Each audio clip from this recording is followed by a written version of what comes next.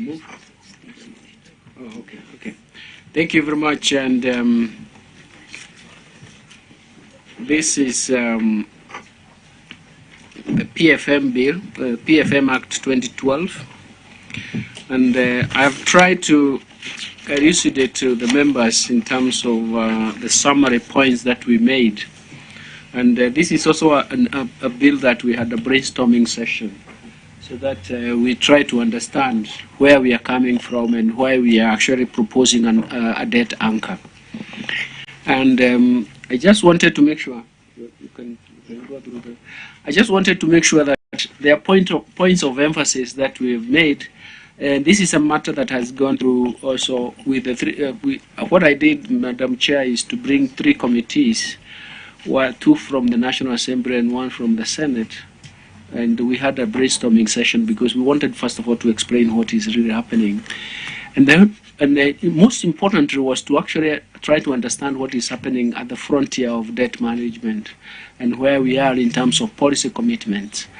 And we thought that is good because of where we are finding ourselves. And having come from that side of the world where I've dealt with these issues from the 1990s, I still feel that we needed to come to appraise ourselves in terms of what we are saying. In fact, a general comment I would make is that currently Africa is being judged just from one observation.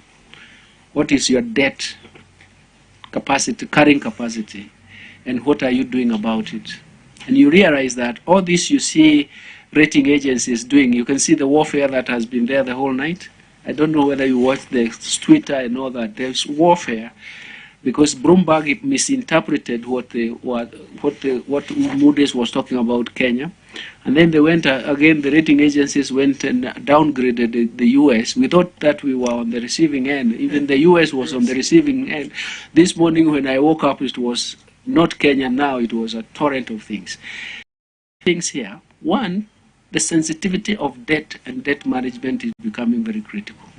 2, everybody is parading the risk profile on the basis of debt and debt management. So for us, having a clarity in terms of policy clarity in terms of debt management becomes very important. That's why we wanted to actually showcase at this point in time why this issue is very, very important.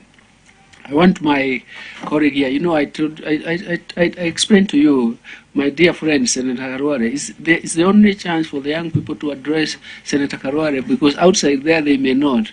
So let them present. Madam Chair, I want my colleague Doro to present, and then after that I can answer and clarify any specific questions. The whole issue is grooming the future generation. This is how we do it. Thank you, CS. Thank you, Chair, and thank you, members. Good morning. I'll take you through the submission of the Cabinet Secretary, National Treasury and Economic Planning. Thank you for the opportunity to appear before this committee to present proposals to amend specific provisions in the Public Finance Management Act and the attendant regulations to harmonize definitions